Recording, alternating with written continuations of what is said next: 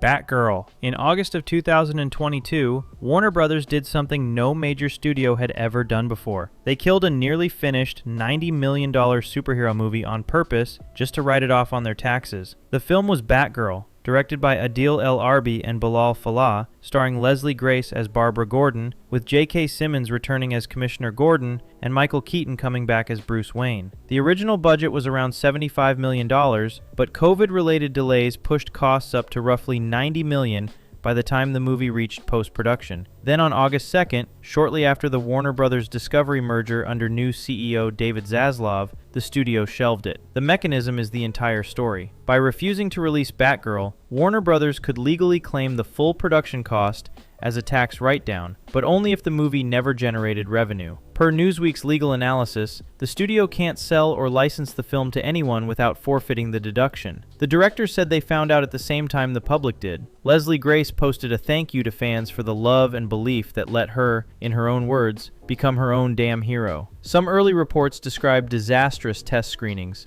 but the directors disputed this and say no formal screenings were ever held. What's not in dispute is that Batgirl was the moment audiences first heard the phrase tax write-off film applied to a finished blockbuster. Scoob Holiday Haunt. The same week Warner Brothers axed Batgirl, they killed a Scooby-Doo Christmas movie that the animation team finished anyway, just to prove a point. Scoob Holiday Haunt was an animated holiday spin-off from the 2020 film Scoob, directed by Michael Korinsky and Bill Haller, with Andre Braugher in a voice role, and a budget reported at roughly $40 million. It got shelved on August 2nd, the same day as Batgirl, under the same tax write-off logic. Here's the absurd part. The studio told the team to finish anyway because the work was already paid for. Korinsky and his crew completed every shot, lit and rendered the final picture, and producer Robert Townsend recorded the score. And then, by the same legal mechanism that buried Batgirl, Warner Brothers could not release, stream, or sell it. The director found out his finished film had been deleted from a news alert. Coyote vs. Acme. Warner Brothers tried to shelve a third movie, and this time, the internet, the talent, and a small distributor named Ketchup Entertainment refused to let it happen. Coyote vs. Acme was a live-action and animated hybrid Looney Tunes feature directed by Dave Green, starring Will Forte as a down-on-his-luck attorney representing Wile E. Coyote, with John Cena as Acme's lawyer on the other side of the case. The film was made for roughly $70 million. It was completed and tested well before Warner Brothers announced in November of 2023 that it wouldn't release. Public backlash was enormous. Filmmakers like Jon Stewart and James Gunn called the studio out by name, and the cast and crew launched a campaign to free the film. Warner Brothers eventually agreed to seek a buyer. On March 19th of 2025, Deadline reported Ketchup Entertainment was in talks. On March 31st, the sale closed for approximately $50 million. The first trailer dropped in April of 2026, with theatrical release set for August 28th. The marketing slogan, "The movie Acme doesn't want you to see," uses the fictional Acme Corporation as a stand-in for Warner Brothers itself. It's the rare success story on this list. The only major shelved Warner Brothers film from the Zaslav era to actually escape the vault, because the public refused to let the studio pretend it never existed. The Brave. Johnny Depp directed exactly one movie in his entire career, premiered it at Cannes, and then refused to let Americans watch it. The Brave, from 1997, was a neo-western written and directed by and starring Depp, with Marlon Brando in a supporting role. Adapted from a Gregory MacDonald novel, the story follows a Native American man who agrees to be the victim in a snuff film for his family's financial future. The picture premiered in competition at Cannes that year, where it received scathing reviews from American critics. Depp personally blocked any U.S. theatrical or home media release. The film opened in Europe and Japan, but it has never been officially distributed in the United States. A directorial debut blocked not by the studio, but by its own director and star, something only Americans with a region-free DVD player could ever see. Quick note, if you're enjoying this so far, I make videos like this all the time, and a subscribe would really help out. Thanks! The Fantastic Four, 1994. In 1993, Marvel hired Roger Corman to make a Fantastic Four movie they never intended to release, and when it accidentally got finished anyway, they paid millions to destroy every print. The story actually starts a decade earlier. In 1983, German producer Bernd Eichinger paid roughly $250,000 for a Fantastic Four film option from Marvel Comics. With that option set to expire on December 31st of 1992, and major studios uninterested, Eichinger partnered with low-budget producer Roger Corman in September of that year. Production took place in early 1993, on a budget of approximately $1 million, a fraction of a major studio film. Director Ole Sassone cast Alex Hyde White as Reed Richards, Jay Underwood as Johnny Storm, Rebecca Staub as Sue Storm, Michael Bailey Smith as Ben Grimm, and Joseph Culp as Dr. Doom. According to multiple cast members, no one involved was told the film was a so-called ashcan production, made primarily to retain the rights. The producers say everyone knew. The cast says they were lied to. Both versions exist in print. A May 1994 release was scheduled, with a world premiere set for January 19th at the Mall of America in Bloomington, Minnesota. Days before the premiere, Marvel Studios head Avi Arad reportedly bought the negatives for a couple of $1 million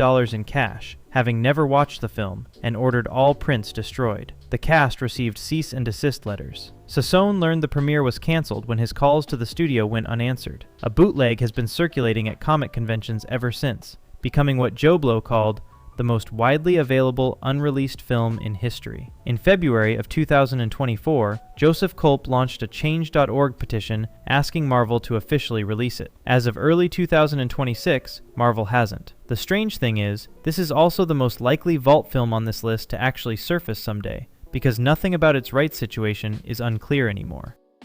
I Love You, Daddy. Louis C.K.'s passion project black and white drama was less than a week from theatrical release when a New York Times investigation killed it overnight. Written and directed by C.K. as a tribute to Woody Allen's Manhattan, the film was shot in black and white 35mm with a cast that included Chloe Grace Moretz, John Malkovich, Pamela Adlon, Rose Byrne, Edie Falco, Charlie Day, Helen Hunt, and C.K. himself. It premiered at the Toronto International Film Festival in September of 2017, and the distributor, The Orchard, had paid roughly $5 million for U.S. rights. Theatrical release was scheduled for November 17th of that year. On November 9th, the New York Times published an investigation in which 5 women accused Louis C.K. of sexual misconduct. He confirmed the accusations the following day. The Orchard canceled the release that same week. The premiere was scrapped. FX ended its association with him. Netflix dropped a planned stand-up special. Louis C.K. later bought the distribution rights back from The Orchard. The film has never been released theatrically, on streaming, or on physical media, and The Orchard reportedly took a multi-million-dollar loss to walk away. Don's Plum. Leonardo DiCaprio and Tobey Maguire used a court order to keep their own movie out of every American theater. Don's Plum was a black and white indie shot across 1995 and 96 in a Los Angeles diner, directed by R.D. Robb, with DiCaprio, Maguire, Kevin Connolly, and Jenny Lewis. DiCaprio and Maguire claimed the agreement was always for a short film. Producer David Stutman cut a feature-length 89-minute version, then sued the two leads for $10 million in 1998. They countersued. The case settled with a strange outcome. The film could be released anywhere except the United States and Canada. It premiered at Berlin in 2001 and went out theatrically across Europe, never in North America. DiCaprio and Maguire have continued to enforce takedowns, pulling the film from a streaming site as recently as January of 2016. A movie blocked not by a studio, but by its own future Oscar-winning leads, who insist publicly that the version that exists isn't the one they signed up for. Hippie Hippie Shake. Working Title spent over a decade trying to make a 60s counterculture movie, finally finished it, and then quietly buried it in 2011. Hippie Hippie Shake was a British drama produced by Working Title Films, the company behind Notting Hill and Love Actually, based on the memoir by Australian writer Richard Neville about the Oz magazine obscenity trial. The cast included Cillian Murphy as Neville, Sienna Miller as Louise Ferrier, Emma Booth, Hugh Bonneville, Max Minghella, and Chris O'Dowd. Development began in 1998. Over the next decade, the project cycled through directors and screenwriters before principal photography finally started in September of 2007 under director Beeban Kidron. During post-production, both Kidron and screenwriter Lee Hall left over creative differences. Test screenings were reportedly mixed, and in 2011, working title and Universal announced the film wouldn't be released in cinemas. Richard Neville himself stated Universal decided to shelve the film and save themselves a lot of tax payments. Universal officially cited creative concerns. Both versions are documented. Sienna Miller has said in interviews that the film will likely never come out. A studio that knows how to release this kind of period drama, walking away from a finished feature with one of the most bankable British casts of the era. All-American Massacre. Tobe Hooper's son shot a Texas Chainsaw Massacre prequel between 1998 and the year 2000, and the only people who've seen the finished cut are the cast and crew. All-American Massacre was directed by William Tony Hooper, son of original Texas Chainsaw Massacre director Tobe Hooper. It functions as both prequel and sequel to Texas Chainsaw Massacre 2, with Bill Moseley returning as Chop Top. The project started in 1998 as a 15-minute short, expanded to a roughly 60-minute feature, and finished in the year 2000. The score was composed by guitarist Buckethead, who reportedly also performed in costume as Leatherface. Production was independent, with no confirmed studio rights clearance. Tony Hooper has said the issue was money during post-production. Outside observers say the franchise's tangled rights are the real blocker. We don't know which. Tobe Hooper died in 2017, with the film still unreleased. Nothing Lasts Forever. Tom Schiller made a black-and-white sci-fi comedy with Bill Murray, Dan Aykroyd, and Imogen Coca. MGM scheduled it for September of 1984, and then quietly walked away from it forever. Nothing Lasts Forever was a science fiction comedy written and directed by SNL writer Tom Schiller, with leads Zach Galligan and Lauren Tom, and supporting turns from Murray, Aykroyd, Coca, Eddie Fisher, Sam Jaffe, and Mort Saul. Shot in black and white with stylized period sets, the film blends 1930s screwball comedy, science fiction, and Manhattan satire. MGM postponed the September release shortly before the date and never rescheduled. Pierre-Henri Delot, head of Cannes' Directors Fortnight, called the film a masterpiece and lobbied MGM to send it to Cannes 2 years running. MGM declined both times. Warner Brothers later took control of the pre-1986 MGM library through Turner Entertainment and stated in 2003 and again in 2006 that the film couldn't go to home video due to legal difficulties. The industry assumption is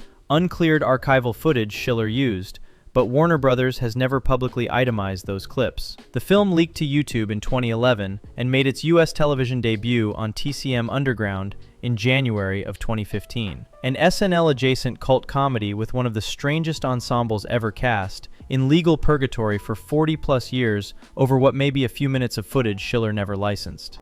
Empires of the Deep. A Chinese real estate billionaire spent over $100 million trying to make his country's answer to Avatar, and 15 years later, no one has ever seen it. Empires of the Deep was a 3D action-adventure fantasy starring Olga Kurylenko and Steve Polides, with mermaids, Greek mythology, and underwater warfare. It was conceived and partially financed by Chinese real estate developer John Zhang, who reportedly wrote multiple drafts of the screenplay himself. The script went through roughly 40 drafts using 10 different screenwriters over 4 years. Production cycled through 3 credited directors, Jonathan Lawrence, Michael French, and Scott Miller, during a chaotic shoot. Zhang has reported a budget of over $130 million, though several anonymous crew members have suggested the actual spend was lower. The film was scheduled for a 2011 worldwide theatrical release. That slipped to 2012, then 2013, then quietly disappeared. A trailer leaked in 2011 was widely mocked online for its visual effects. Wikipedia and several film outlets describe it as the most expensive film ever to remain unreleased. As of April of 2026, it hasn't surfaced anywhere. A vanity project at a scale most Hollywood productions never reach, sitting on a shelf because no distributor wanted to release the version that got made.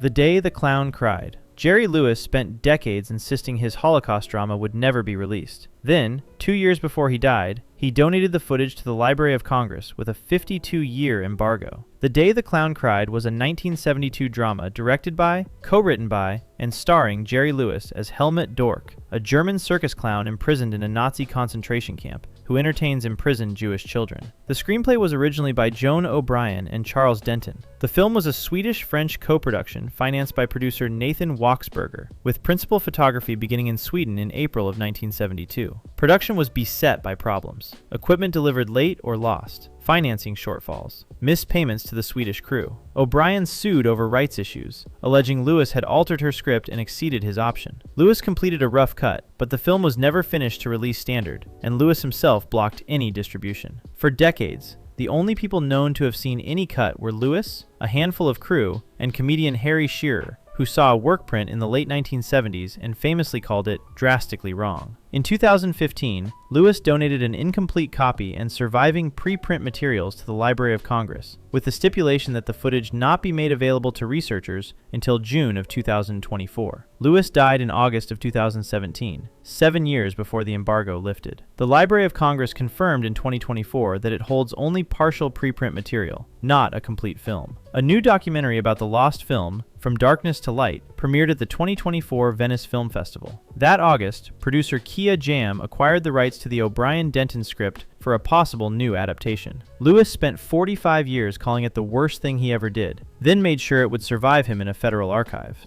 100 years. In November of 2015, a French cognac company filmed a science fiction movie starring John Malkovich, locked it inside a bulletproof safe, and set the safe to open automatically on November 18th of the year 2115. 100 Years is an experimental sci-fi short written by and starring John Malkovich, directed by Robert Rodriguez. The co-stars are Chinese actress Shuya Chang and Chilean actor Marco Zaror. It was commissioned and financed by French cognac house Remy Martin to promote Louis XIII, a cognac that takes 100 years to mature, with each blend started by one master distiller and finished by his successor a century later. The film was shot in 2015. Reportedly, 3 different versions were filmed, depicting alternate visions of what the year 2115 might look like. The footage is stored in a custom-built vault at the Louis XIII cellars in Cognac, France, behind bulletproof glass. The safe was constructed by French security firm Fichet Bosch, with an automated locking mechanism programmed to release on November 18th of 2115. 1,000 metal invitation tickets were distributed worldwide to a curated list of guests in 2015,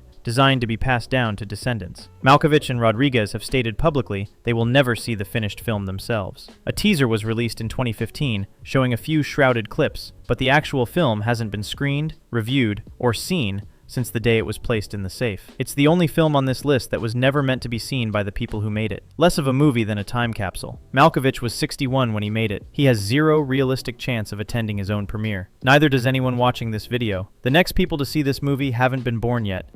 If this was worth your time, consider subscribing so you don't miss anything coming next. Thanks for watching.